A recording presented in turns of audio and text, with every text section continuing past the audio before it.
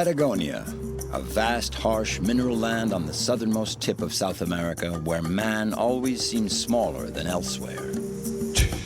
The Highway 40, La Ruta 40, is a mythical route that follows the Cordillera of the Andes in the Argentine part of Patagonia.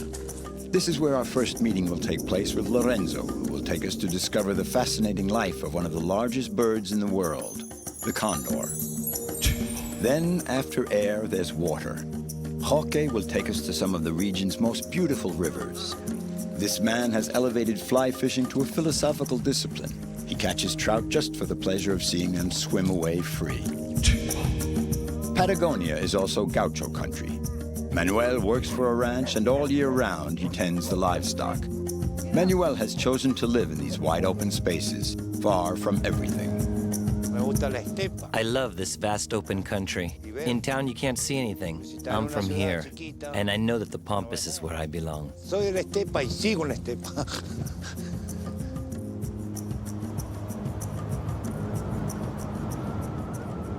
Patagonia is a kind of challenge thrown out by nature. Her way of showing us just what she is capable of conjuring up in order to impress us. Here we have the breathtaking alchemy of grandiose landscapes. Patagonia. The mere name rings out like a call to far-off lands. This vast territory was for a long time on the sidelines of the major waves of immigration.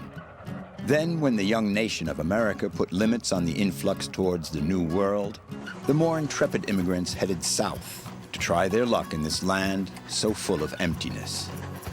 Many families came over from Europe attracted by this virgin land of opportunity, this new Far West.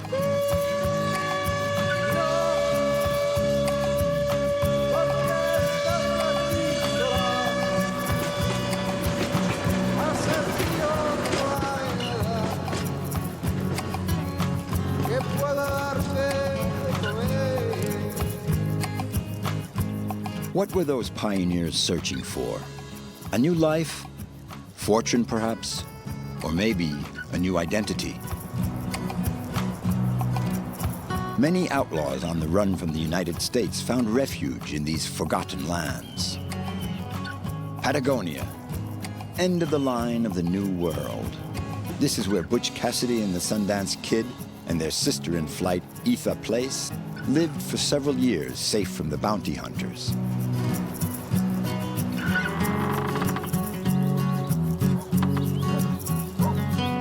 In Cholila, the only thing left is Butch Cassidy's abandoned house. In 1901, he bought 1,500 acres of land with the loot from one of his robberies and built the house. That's still standing.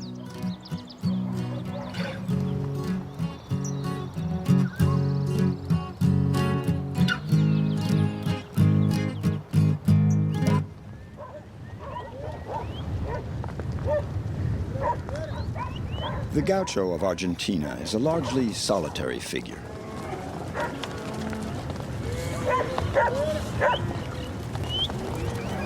He is the ultimate voyager, spends his life in the saddle, breaking horses, herding cattle, gelding the sheep. This is where Butch Cassidy and the Sundance Kid came and mingled in with these men in black berets, their faithful dogs. But when the bounty hunters got wind of their whereabouts, the famous gangsters had to take off once again. And that's when we lost sight of them for good.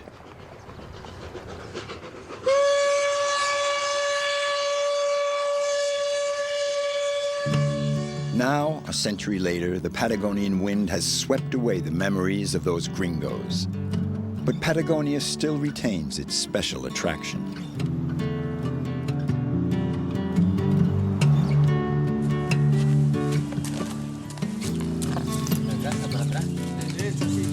Even today, those who choose to settle here are seeking a new life, new horizons, a much sought-after solitude, and a determination to battle it out with the elements.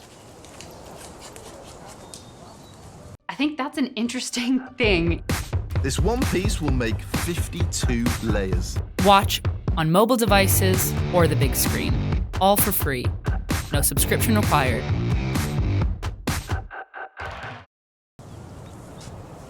It's November in Bariloche, spring in the southern hemisphere.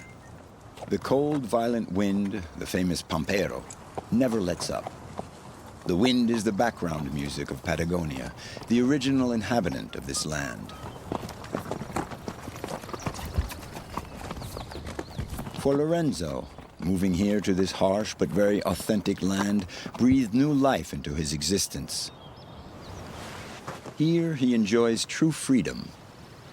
The search for freedom is always relative to your past experience. I went to boarding school. When I was young, I was always indoors. Then there was that tragic period in Argentina when we had no freedom because of the military dictatorship.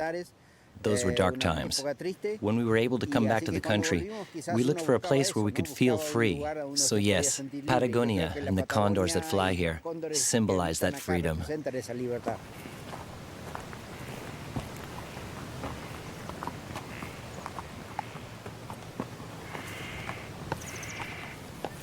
Lorenzo saw his friends disappear without a trace. He endured suffering in the prisons of the military dictatorship and in exile in Peru. Now he has made a new life for himself here in this limitless expanse where man need obey only the laws of nature.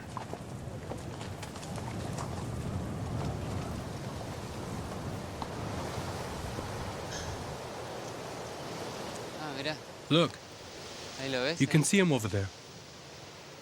Two took off after him, and one's landed.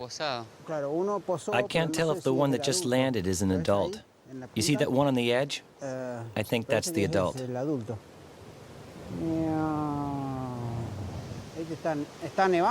It's starting to snow a little bit up there. That's why they're not flying. He must have landed. Lorenzo Simpson, 62, is a world-reputed ornithologist. He has devoted his life to the study of condors.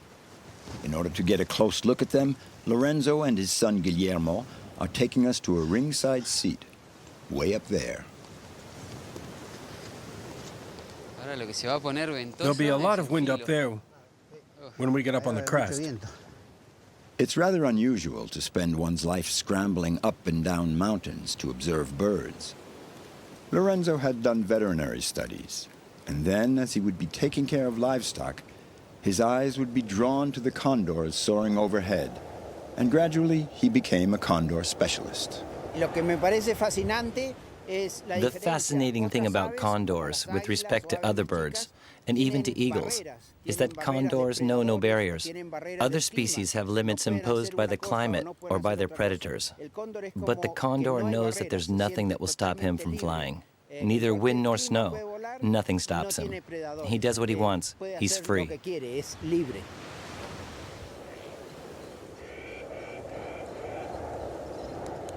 There are certain countries where man comes face to face with the great forces of nature. Patagonia is one of them. Everything is harsh in this land, yet men live here as if they were catapulted to the extremity of the seasons, to the very tip of this cloud-filled sky that knows no end.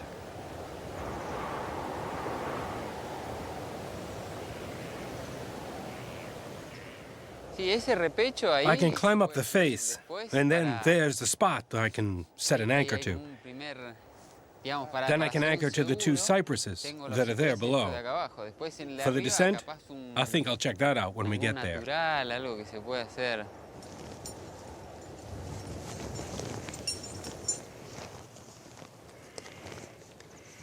There's a cave over there where you see that little patch of snow, and there's a nest inside. From here, you can't see if it's occupied or not.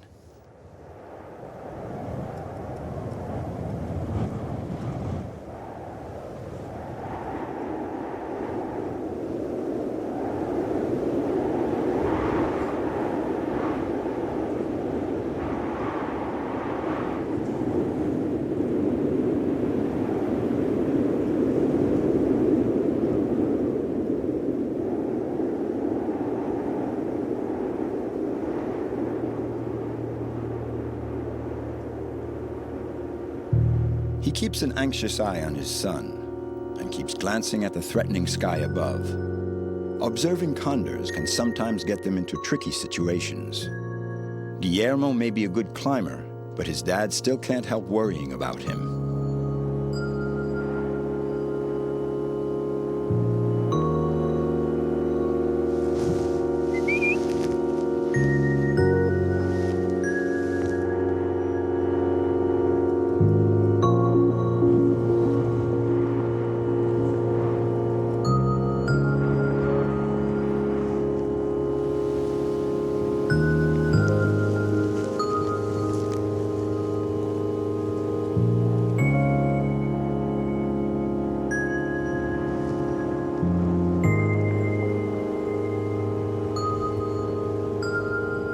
Guillermo comes upon an empty nest on a difficult cliff face. The Condor couple left it for another shelter. Still, Guillermo does manage to bring back a few feathers and leftover scraps of food. Traces that Lorenzo will carefully analyze. His passion for these birds seems boundless. The condor, the animal that symbolizes the Andes, is one of the largest birds in the world. With a wingspan of over 3 meters and weighing up to 14 kilos, he is lord of the air, and this stunning landscape is his realm.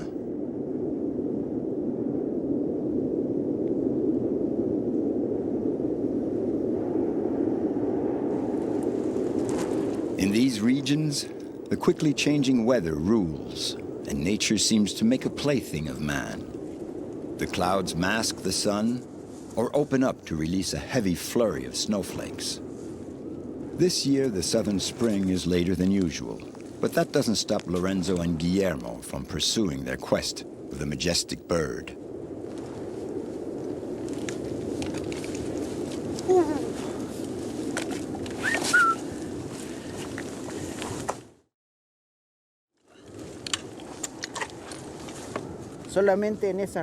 On this cliff face alone, there are 20 to 30 condors that come to sleep here at night.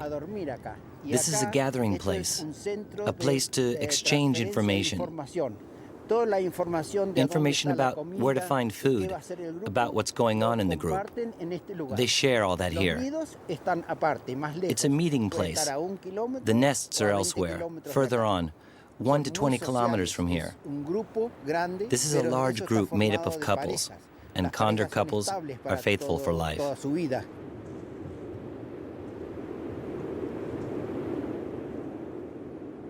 They reach sexual maturity around the age of 8, and they can live up to 60 or 70 years here.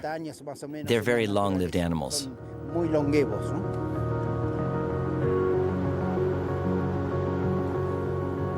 These moments we spend with Lorenzo in the mountains are a real lesson in life on many levels. By dint of observing the condors, Lorenzo's vision has become as sharp as that of these famous birds. He knows all about the wildlife here. He is a vast store of knowledge, chock full of wonders to be shared. They have no vocal cords. They can't speak. Condors don't sing. They make hissing sounds.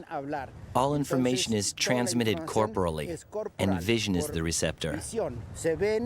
And that's how they learn to fly, how to land. It's all body language.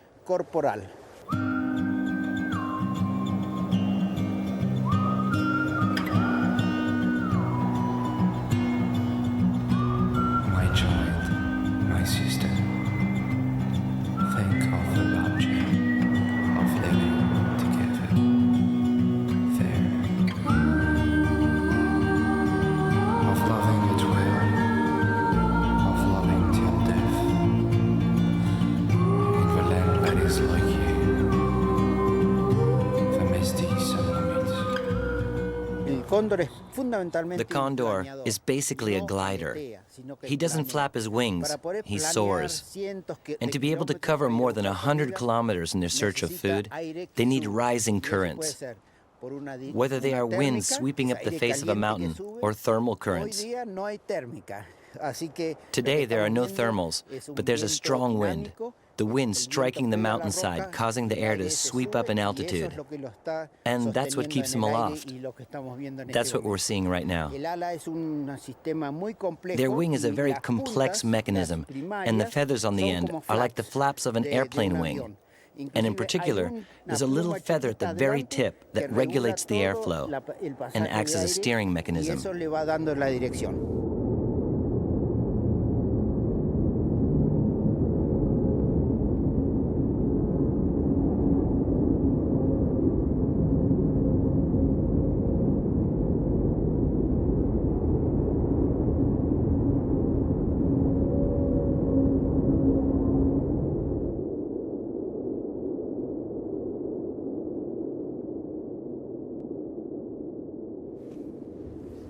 It's simply fascinating to study condors because there is so much that we humans could learn from them.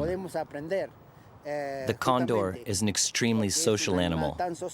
He lives in harmony with his group and in harmony with nature. Yes, I think that we have a lot to learn from them.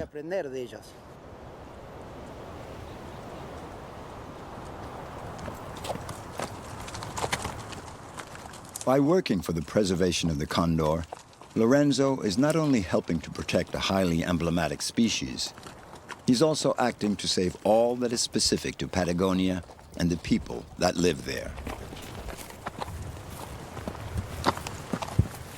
Without the vast estancias, without the gauchos who work them, without the cattle that graze on these endless expanses, Patagonia would still be a land without life.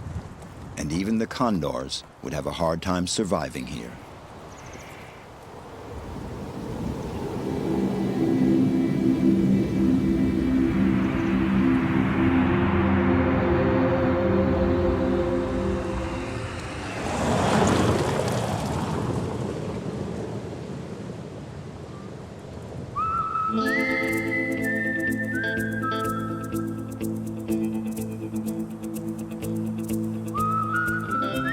All along the Cordillera of the Andes, between the mountains and the Pampas, the Ruta 40 runs over 5,000 kilometers, from the Bolivian border in the north down to the Tierra del Fuego in the south, covering a land so vast that even the emptiness feels lost.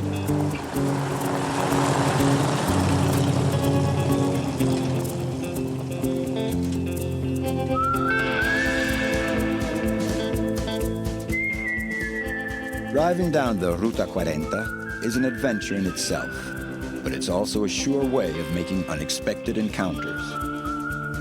Here at the foot of the mountains, the condors are not the only ones who enjoy playing with the winds. Jean-Marie Clément has been a glider pilot for 51 years. He holds a number of world records for distance, and every year this Frenchman spends several months in Patagonia. The Patagonian wind forms waves just like the swell on the sea. And we can surf on it, like on waves. And we can go from wave to wave. And that way we can cover thousands of kilometers in one day. You take off at 5 in the morning and land at nightfall. You can do 3,000 kilometers like that, just like the condor. A condor can cover between 100 and 300 kilometers a day just for his own pleasure, always surfing on the waves.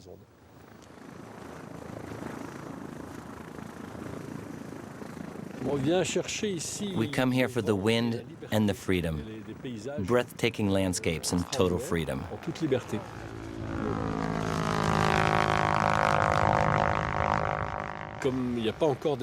As the airspace here is not yet regulated, we're pretty much on our own, so we can still fly at 9,000 meters in a glider, along with the commercial planes.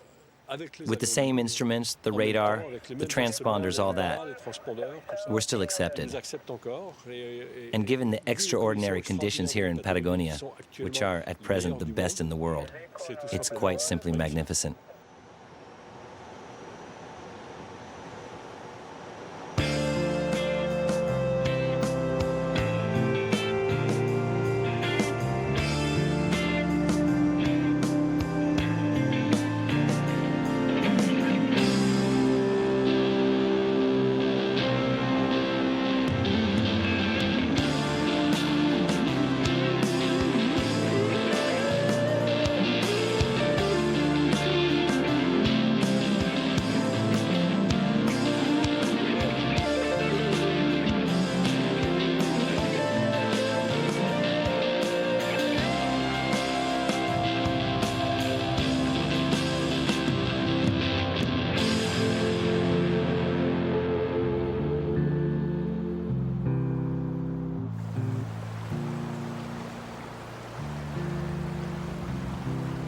A little further south along the Ruta 40 that runs along the base of the mountain range, countless rios irrigate the lands below. These rivers, untouched by the slightest pollution, draw the connoisseurs, the fly fishing enthusiasts who know all the hiding places of the wild trout.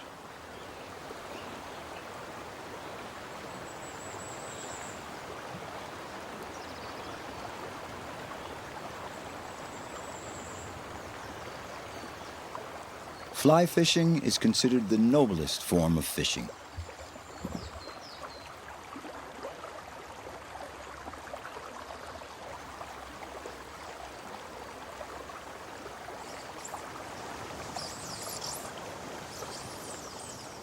This is the Rio Rivadavia, which runs through the Los Alerces National Park. It's one of the best rivers in all of Patagonia. The water is crystal clear, and the vegetation quite varied, diverse. It's really a lovely balance. This natural beauty is unique, really unique. Única, realmente única. Hoke is one of Argentina's top fishing guides. He has elevated fly fishing to an art form and a way of communing with nature.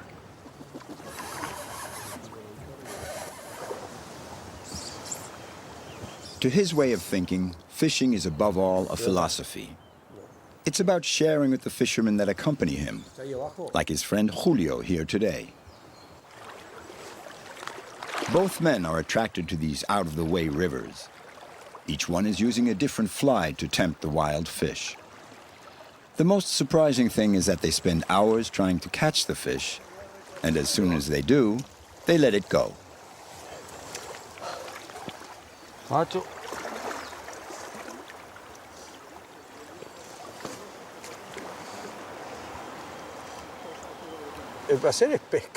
The pleasure is in the fishing, in catching them, the fight, hooking them, having them on your line.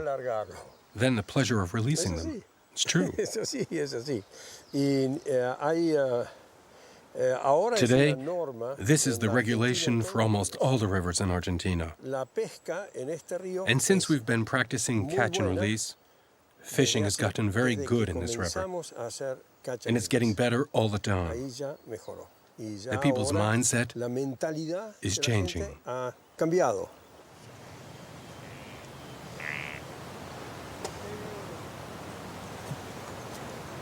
Tomala. ¿Qué estabas mirando a ver si había alguna trucha, huevón?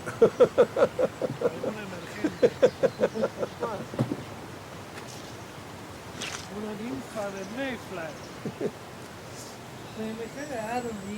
Este sombrero. See this hat? I lost it in the Rio Chubut 5 years ago. Later, Patricio found it. It was 60 kilometers downstream. Here, take it.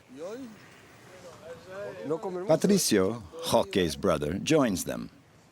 Life seems quite simple with them, sitting around the table on the bank of a river, telling the hat story.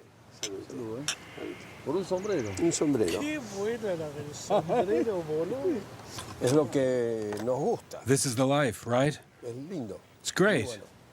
Amigos. We're here among friends. Buena pesca. We have a great fishing spot. Un hermoso lugar. What more could you ask for? Y es muy bueno.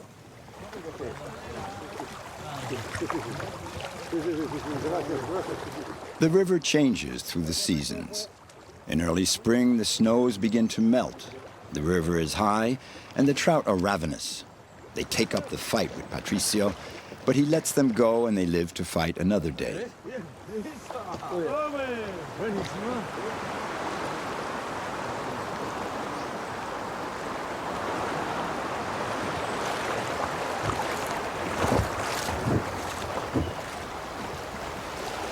Es un sport que está This sport has a direct connection with the inner life of the fisherman.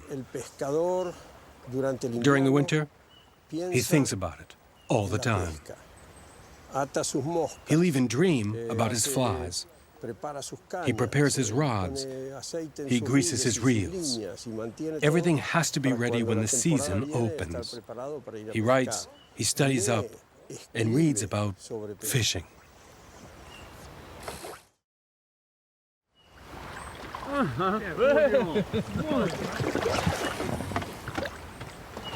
Andate arriba de mí. Bueno. Se fue. Got away. Y se fue.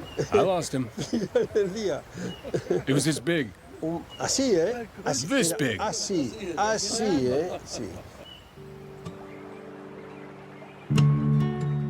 In this land, the skies are bigger than elsewhere, and the clouds, sculpted by the wind, announce a change in the weather.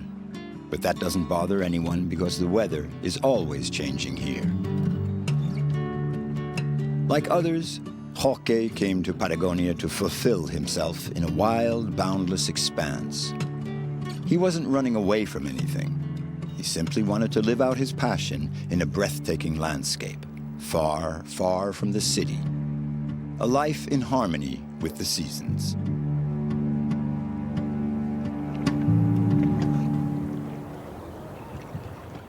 At this southernmost extreme where the land ends, the maps would have liked to have left a blank. Terra incognita. This is exactly what Hoke likes. The wind, the rain, this snow, the rhythm of the elements that repeats itself through the seasons that last one day.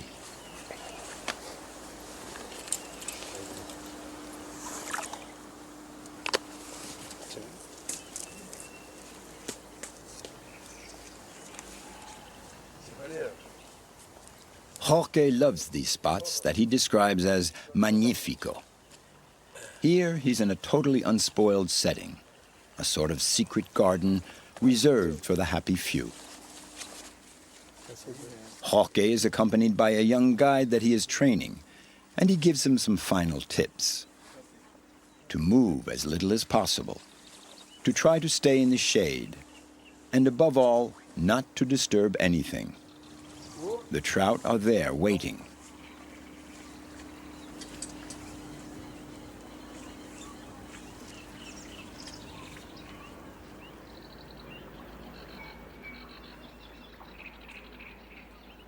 This stream flows from an underground source. We call it a spring creek.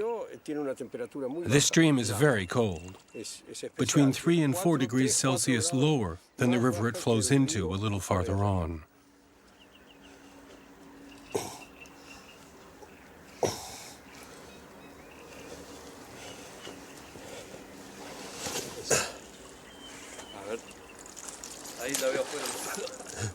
¿La ves afuera del agua?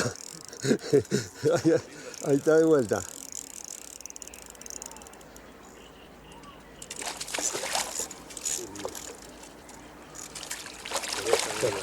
Estoy. Yo voy con el hilo. Fíjatela. Ok, bien. Sacamos bien, ¿eh? Sí. Es una pesca como una cacería. This type of fishing is like hunting. The fisherman stalks. He sees a fish, and he does everything he can to catch that fish. He doesn't cast his line at random.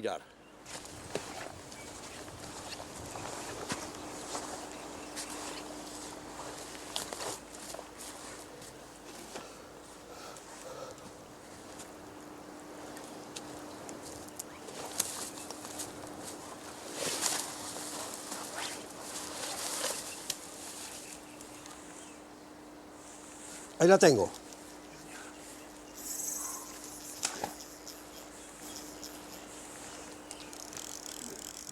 ¡Ah! ¡Putain! Se me fue. ¡Ah, era buena! Era buena. The philosophy of fly fishing is to keep this space in the wildest and most natural state possible. And as the trout is part of the ecosystem, you mustn't kill it.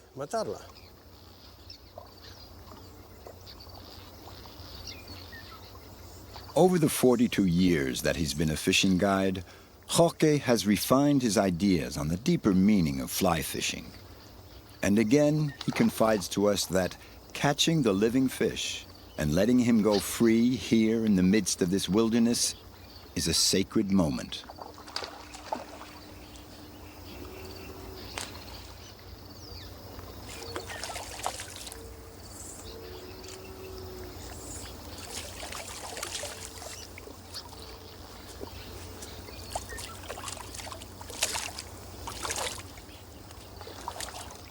Patagonia gives rise to a certain mysticism. It possesses this charm.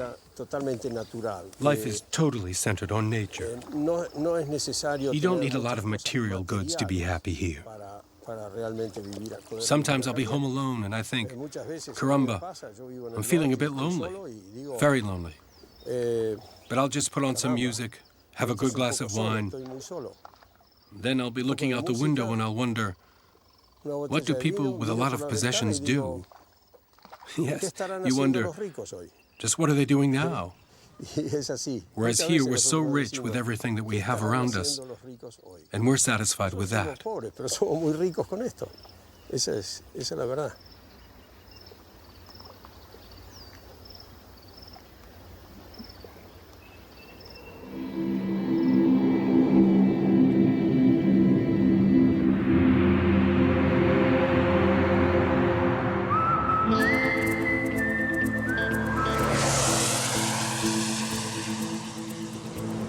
As we head even further south on Highway 40, the landscape changes and opens out ever more vast, ever more deserted, and often more desert-like. In Patagonia, if you stray just a few dozen kilometers from the Cordillera, you find yourself in a totally different environment. As soon as you get away from the mountains, the precipitation drops sharply, and the wind dries out the land. Grass is scarcer, and even the sheep have a harder time finding enough to eat.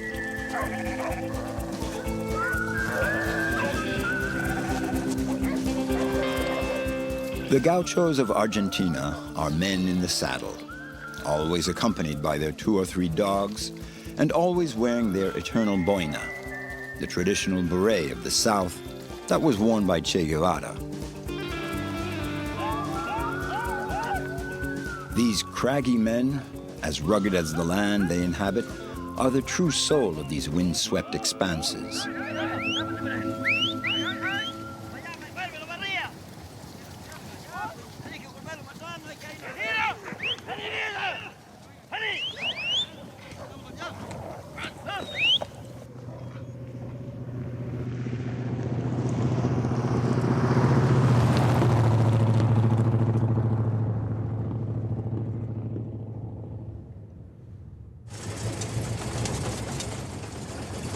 Manuel loves this life in the Pampas. Originally from Chile, this gaucho works on an estancia at the foot of the mountains. To get to the nearest village, he has to travel 220 kilometers.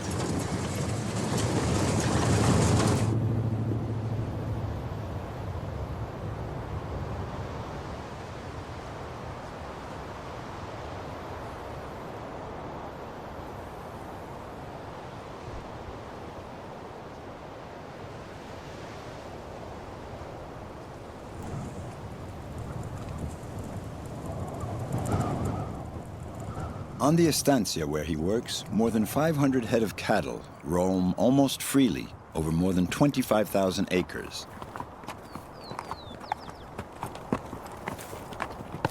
The gauchos always have a particular character. They're independent and solitary. They define themselves as free men. The only constraints that they accept are their duties to their dogs, their horses, and the cattle they take care of. Today, Manuel and two other gauchos are going to round up one of the herds and bring it into the Estancia. After riding a good hour, they can begin the roundup. Each one of the gauchos heads off in a different direction, and the dogs also know what they have to do.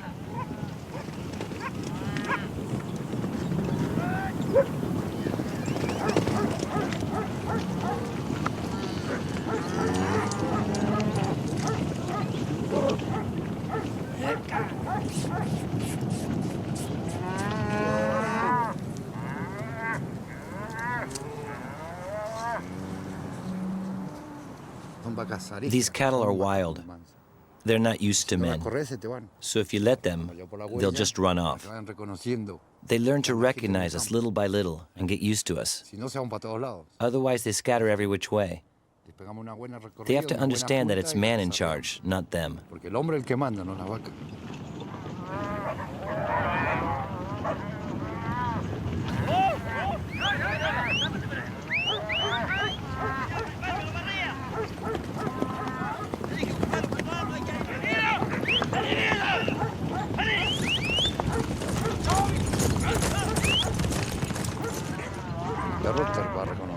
Your dog is your companion.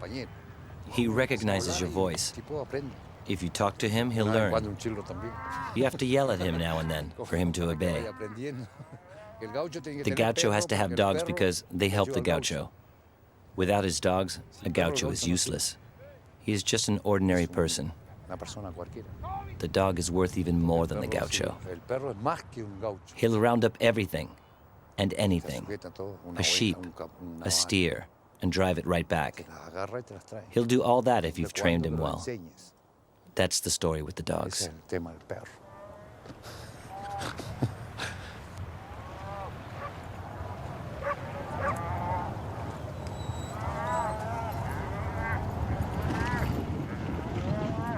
The cattle are used to roaming out on the pampas and are very rarely rounded up. Today, they're being gathered for a simple reason. Manuel has to brand the animals that were born in the spring, and even more important, he has to geld the calves.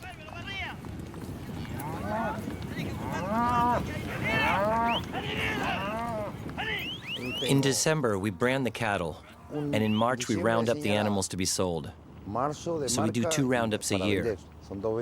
Today, we're branding. In a few months, they'll be back in the corral to be sold.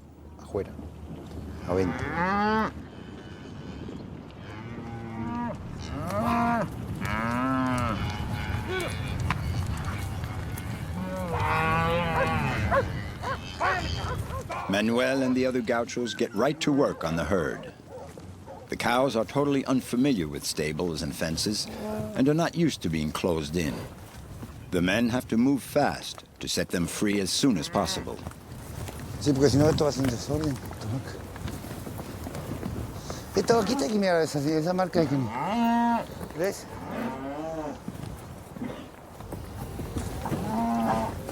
Chucha.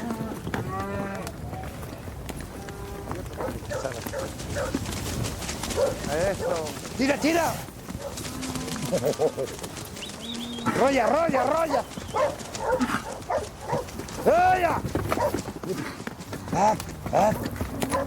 Dale. Está lo que está con gente.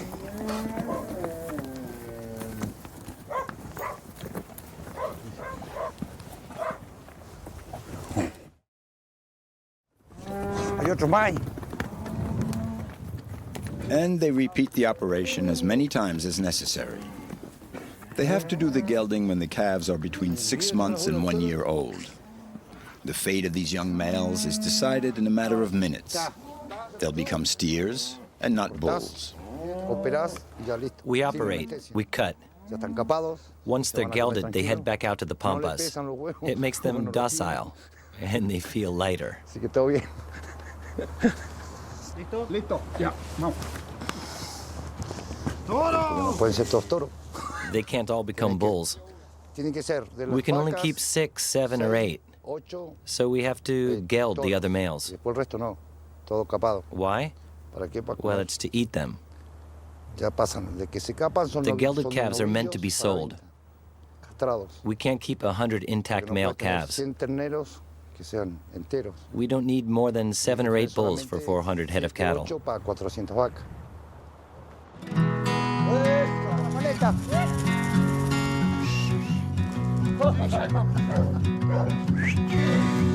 Bien, bien, bien, bien.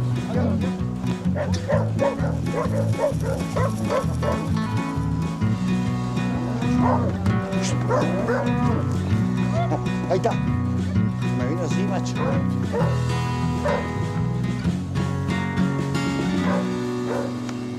Ahí le alcancé a pegar la vuelta. Listo. Qué más que uno. ¡Ay!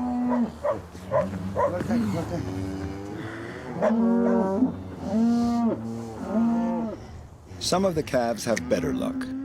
They just get 2 small nicks on each ear. It's the mark of the Estancia. Ahí está. Ahora sí.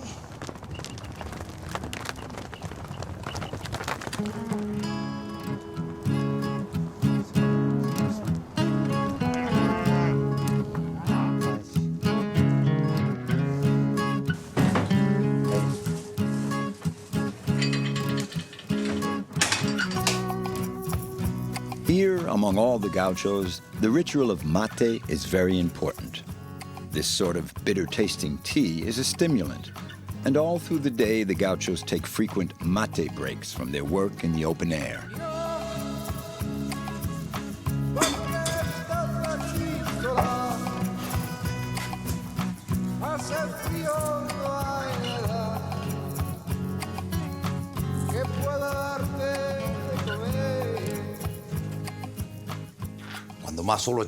The more that I'm on my own, the happier I am. I need to be alone to be happy. Okay, sometimes I get together and talk with other people. But then I go back to the solitude I like so much.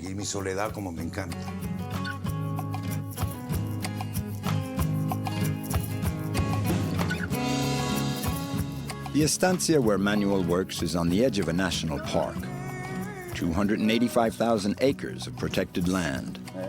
A breathtaking spot, but rarely visited. Here, the guanacos outnumber the tourists.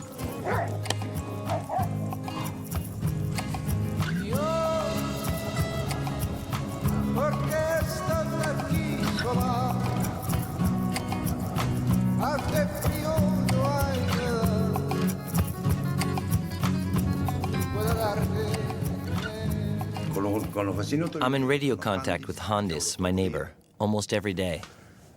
Then if I feel like it, I'll call someone else.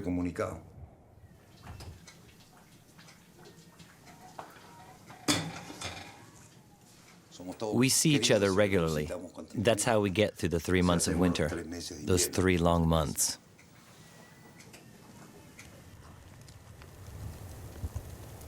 Here, all the seasons seem to be in a hurry, except winter, which takes its sweet time. During this season, Manuel, like the few other gauchos of the region, stays at the Estancia on his own. I'm at peace with myself because I was destined to live in the campo. When I want to talk to someone, the few people that live nearby are enough for me. And I have my friends, the dogs. I talk with them as well.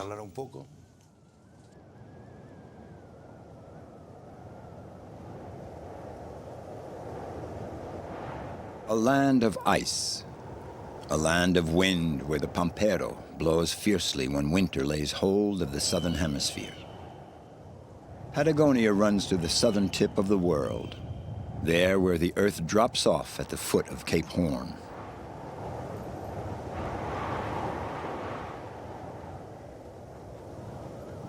Pablo Neruda said, "Here the land ends. The earth narrows down like the small end of an egg, which is why the moon seems so large and the stars so close."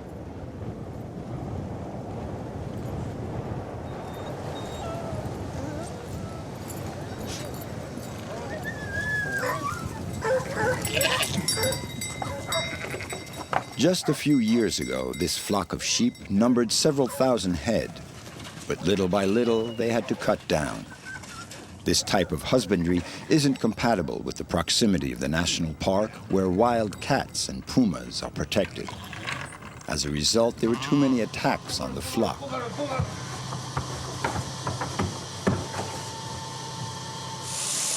And even though there is enough grass here, the market for wool is at its lowest. So Manuel keeps only a few hundred sheep for meat and the local market.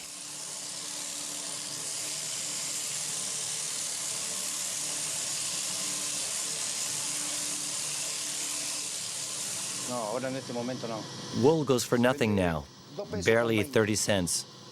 It's nothing, really, very little. It's the price of wool. That's why we stock the wool here. People are using it less and less. It used to sell fairly well, but not now. So we stock it, hoping to get a better price for it someday.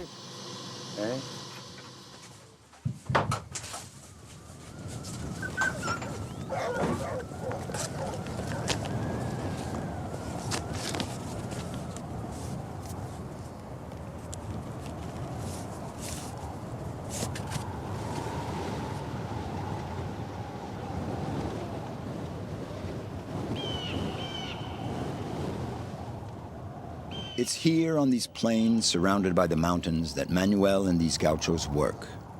It's a large estancia, and the men have to repair the fences, take care of the cattle, and sometimes butcher the animals that died of cold to feed the dogs.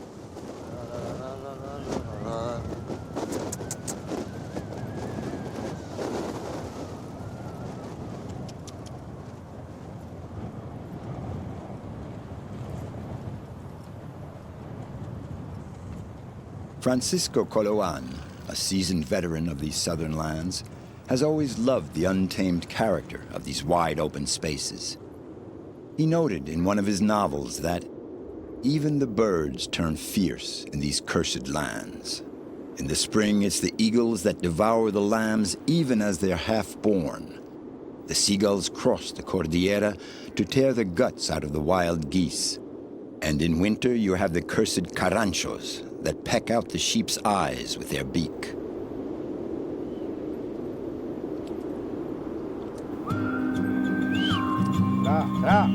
Todo bien atrás.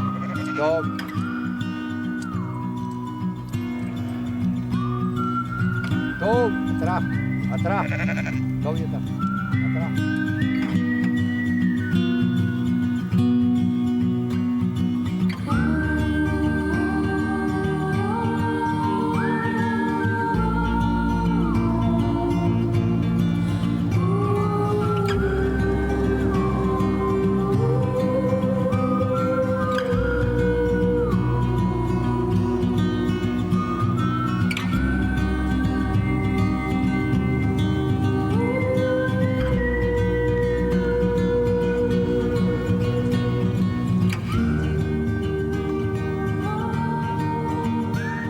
The landscapes of Patagonia are bewitching. Those who live here try to lead a free life. Men like Lorenzo with his condors, Hoke with his trout in their wild streams, Manuel, the man of the pampas who has chosen to live far from everything, at the heart of what's essential. The pampas appear to have remained unchanged over the past 20 or 40 years, but in appearance only. Manuel realizes that the world is changing. There have been a lot of changes over the past 22 years. People are leaving the region. There are fewer and fewer people in the campo. And who knows, maybe in a few years, I'll leave too. There are so few people here. It really makes me sad. But we have to keep struggling to stay here. I love this vast open country. In town, you can't see anything. I'm a man of the pampas, and I know that this is where I belong. Up to now, I can't complain. Sitting in the shade next to a rock, sheltered from the wind by a bush, it's just my way of life. I'm from here, and my path is in the pampas.